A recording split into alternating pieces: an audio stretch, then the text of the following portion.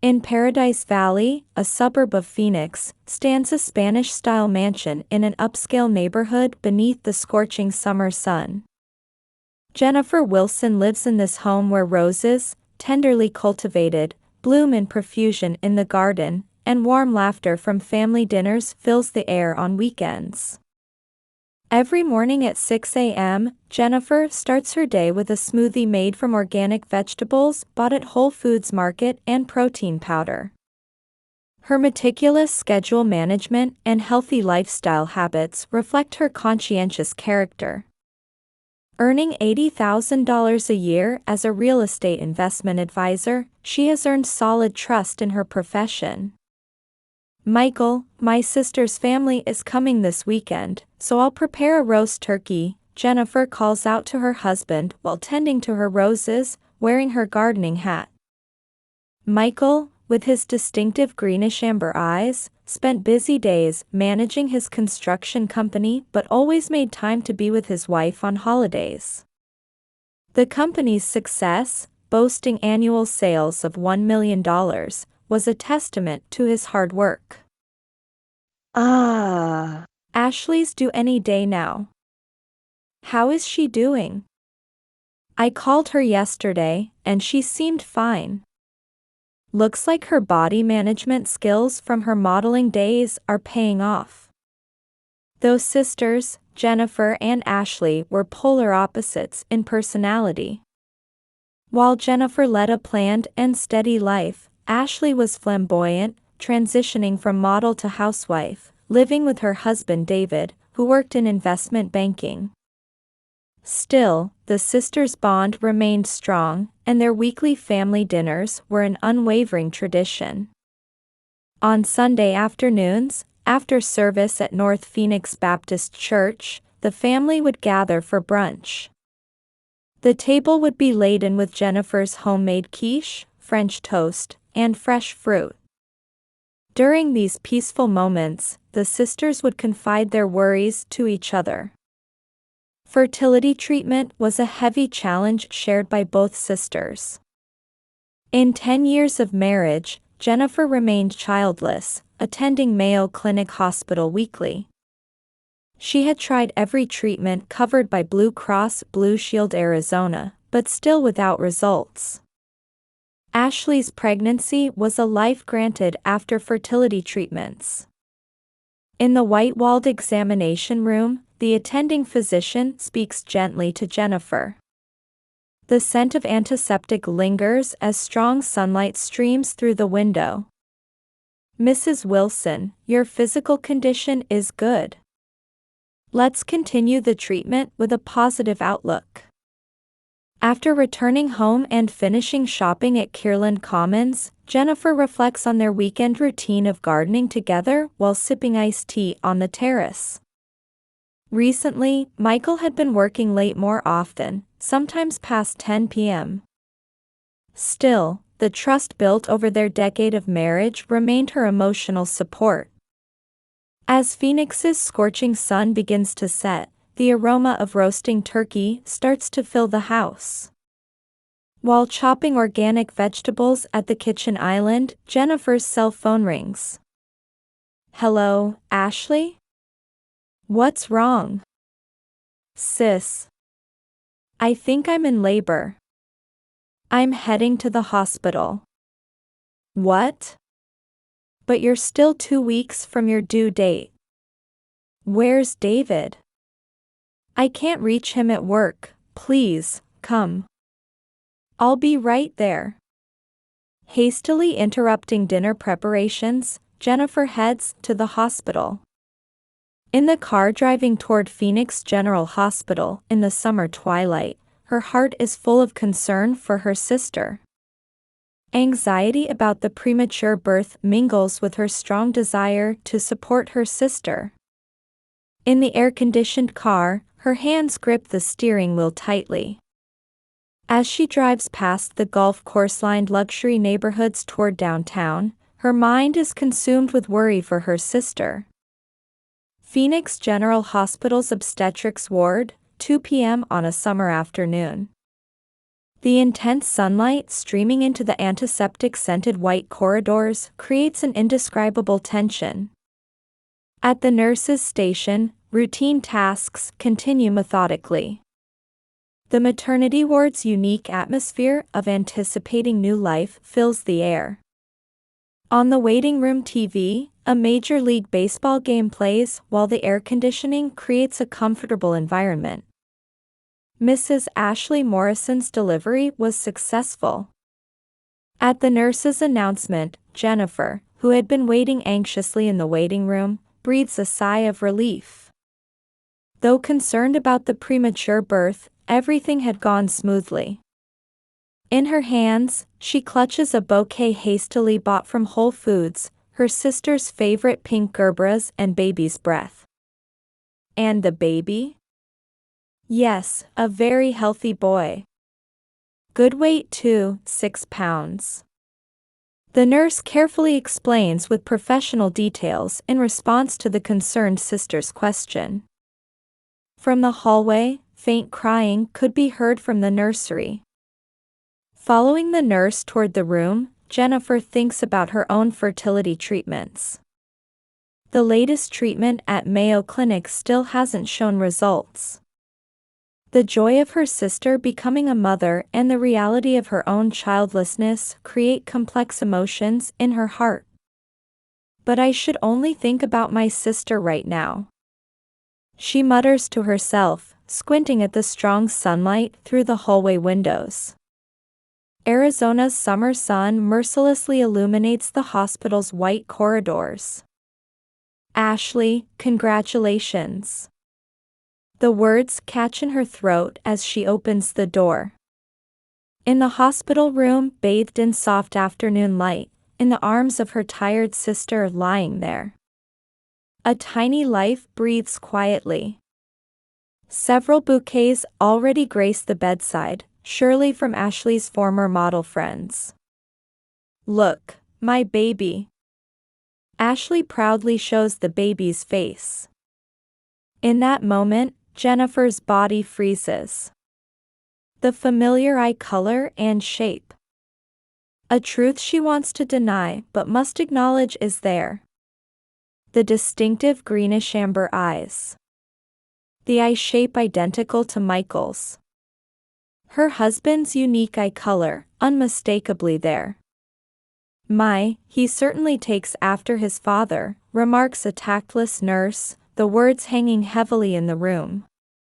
Something crumbles inside Jennifer with an almost audible crash. He really does look like his father, doesn't he? I thought those eyes looked just like his father's the moment I saw them, another nurse agrees. Ashley smiles proudly. Jennifer feels an indescribable sense of wrongness in that expression. Her mind goes blank. But her professional instincts, developed over years in real estate, desperately suppress the eruption of emotions. Her decade of experience in emotional control is being tested now. Congratulations! You did great. A perfect smile. A bright, celebratory tone of voice. Though something seemed to tear inside her heart, it doesn't show on her face. The sales smile honed in the real estate industry is saving her now. The baby is truly adorable. She touches the baby with trembling hands. The warmth of the tiny life pierces her heart with unprecedented pain. Those tiny fingers grasp her own. The innocent gesture tightens the vice around her heart even more. Thank you. I was feeling so lonely since David couldn't make it. Her sister's voice sounds distant. In her mind, various memory fragments are spinning at high speed. Her husband's recent late returns. Frequent contact with her sister. Changes in holiday plans. Numerous small oddities. And the 9 months from her sister's pregnancy announcement to today. Everything connects in an instant. The fragments of memory fall into place like a perfect puzzle. I'm sorry, I just remembered something I need to do. What? You're leaving already? After bringing these lovely flowers. Yes, I have a work deadline. I'll come back later. Saying this, she places the bouquet on the bedside table. The pink gerbras bloom brightly, oblivious to her sister's betrayal. She quickly leaves the room. Walks down the white corridor. Takes the elevator. Every movement feels disconnected from herself. All surrounding sounds and movements seem distant. Reaching the hospital parking lot, the emotional dam finally breaks. She collapses over the steering wheel, crying silently. Anger, sadness, or despair. Emotions she can't even identify herself wash over her like waves. In the parking lot, lined with luxury cars, one woman's life trembles violently, unnoticed by anyone. Yet even as tears stream down her cheeks, her mind is organizing the next steps. The cool judgment of a real estate investment advisor won't allow emotions to take over. 10 years of experience supports her rationality in this crisis. Taking out her smartphone, she calls the bank. Her voice comes out surprisingly steady. Yes, I need to check my accounts immediately, please. On this summer afternoon, as Phoenix's scorching sun beats down on the hospital's stark white walls, a quiet plan for revenge begins to unfold, unnoticed by anyone. Returning home, Jennifer opens the front door with her usual expression. 5 p.m. Still time before Michael's return. She must maximize this time. Stay calm, be methodical. Whispering this to herself, she turns on the study computer. Her decade of experience as a real estate investment advisor becomes her weapon now. She starts with backing up the computer. Michael is tech illiterate, using simple passwords. Combinations of their anniversary and birthday. How ironic. Opening Outlook reveals traces of the affair dating back 2 years. Working late tonight. Dinner with clients. Weekend business trip. All the lies are now transparent. Opening credit card statements. Regular payments at the Phoenician Luxury Hotel. High-end brand purchase history. Secret gifts to her sister. They really took me for a fool. The mobile phone held even more decisive evidence. Photos saved in secret folders. Text message histories. Everything telling the story of these 2 years of betrayal. Her hands shake as she gathers evidence. But there's no time for emotions. As a real estate professional, she's thinking of her next move. She immediately calls her trusted lawyer. Mr. Harrison, I need urgent consultation. She receives detailed explanation about Arizona's property division system. In this community property state, assets acquired during marriage become joint property. And most real estate was already in joint names. Perfect. Next, organizing bank accounts. Business, personal, investment. She checks balances and authorities for each account. Michael, focused on running his company, hadn't grasped the household finances in detail. That becomes her advantage now. Checking the Paradise Valley Mansion's valuation shows current market value at 120% of purchase price. Perfect timing for sale. Mobilizing her real estate industry connections, she creates a buyer's list, prioritizing those capable of immediate cash purchases. I can start moving tomorrow. Then she plans the disposal of her husband's belongings. Luxury suits, brand watches, favorite shoes. All packed for donation to charity. 10 years of memories go into boxes, emotions locked away. She begins preparing for her new life. Searching online for luxury apartments in the Scottsdale area. Checking immediately available properties. The beginning of a new life. Not neglecting career preparation either. Updating LinkedIn profile. Sending feeler emails to industry contacts. As a real estate investment specialist, her value was high. Finally, preparing house sale procedures. Setting up first thing tomorrow meeting with real estate agents. Trust relationships built through her career enable quick sale. And as a decisive move, she creates a plan to clear the land. A plan to completely erase this mansion Michael loves so much. Keys sound at the front door. With a perfect smile, she greets him in her usual voice. Welcome home. Ashley had a boy. Michael's expression freezes momentarily. But Jennifer continues, pretending not to notice. Oh, that's good. Michael responds in a trembling voice. He couldn't see the icy coldness lurking in his wife's eyes. 1 week later. Everything proceeded according to plan. The luxury home sold at 120% of market value. Land cleared to new buyers. Bank accounts organized, assets moved. Husband's belongings all donated to charity.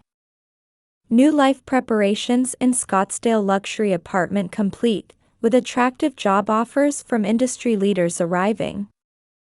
On the day all procedures were completed, Jennifer watched Phoenix's sunset from her new terrace. Warm wind stirred her hair. Then her cell phone rang. From Ashley. Looking at the screen, she smiles quietly. Let's wait a little longer. The phone keeps ringing. But her heart was already wrapped in tranquility. This isn't the end. It's the beginning of a new life. In a luxury apartment in Scottsdale. Jennifer had started her new life in a penthouse overlooking Phoenix. 2 weeks after moving. The room had only minimal furniture, but that lightened her heart. That morning, a letter arrives. From David Morrison. A letter from her sister's husband. Sitting in a designer chair by the window, she opens the letter. Sunlight illuminates the white paper. David's meticulous handwriting appears in black ink. To Jennifer. I must tell you the truth. I can no longer keep hiding it. 3 years ago, I was diagnosed as infertile. The doctor's verdict was clear. I was told I could never have children. I couldn't tell Ashley this truth.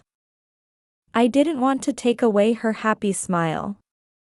But that was a grave mistake. Jennifer's hand trembles slightly. But she reads on. When Ashley announced her pregnancy, I was confused. But seeing her joyful face, I couldn't say anything. And I vaguely knew whose child it was. Michael and Ashley's relationship began 2 years ago. I knew everything but stayed silent. Cowardly, I kept avoiding reality. But your actions changed everything. Michael lost all his assets, Ashley lost her support. And I finally found the courage to speak the truth. Setting down the letter, she takes a deep breath. Then her cell phone rings. A message from Ashley. "Sis, please listen. Please." She plays the attached voice message. Her sister's crying voice flows from the speaker. "It was all my fault. I've always been jealous of you. Perfect job, ideal marriage, my role model sister. It was all too dazzling for me. I seduced Michael. It was all planned. When I learned about David's infertility, I. Her voice trembles. A baby's cry sounds in the background. "I wanted to destroy your happiness. But now, every time I look at this child, my guilt feels like it's tearing me apart." The message ends there. Then, an incoming call from Michael appears. Jennifer doesn't answer. Instead, the voicemail records. "Jenny, please listen. I was weak. When Ashley seduced me, I should have refused. But I was tired from our fertility treatments. She resembled you. No, these are just excuses. It was all my mistake." She picks up David's letter again. The final passage is illuminated by the sunset. "Our marriage was already crumbling. Ashley's betrayal was, in a way, expected. Her deep-seated jealousy toward her sister. I had noticed it since the beginning of our marriage." At the letter's end, a copy of hospital diagnosis papers was enclosed. Medical records proving David's infertility. All undeniable facts. That night, Ashley called again. This time, David was present too. Both cry and repeat words of apology. But Jennifer's heart was already filled with quiet resolve. From the high-rise apartment window, Phoenix's night view sparkles. On the table, a new job offer letter. An invitation from a major San Francisco real estate investment firm. $150,000 annual salary. Outstanding terms, recognizing her experience. "No one can destroy my life," she whispers quietly. Tomorrow begins another new day. Jennifer started ordering furniture from Amazon for her new address. A new life needs new furniture. Her voice holds no hesitation anymore. As if all the former hatred and sadness had been washed away. Outside the window, Phoenix continues to emit its unchanging light. All the events experienced in this city had made her stronger. And on the desk calendar, plans were already written. San Francisco flight reservation 8:30 a.m. A new morning was just around the corner.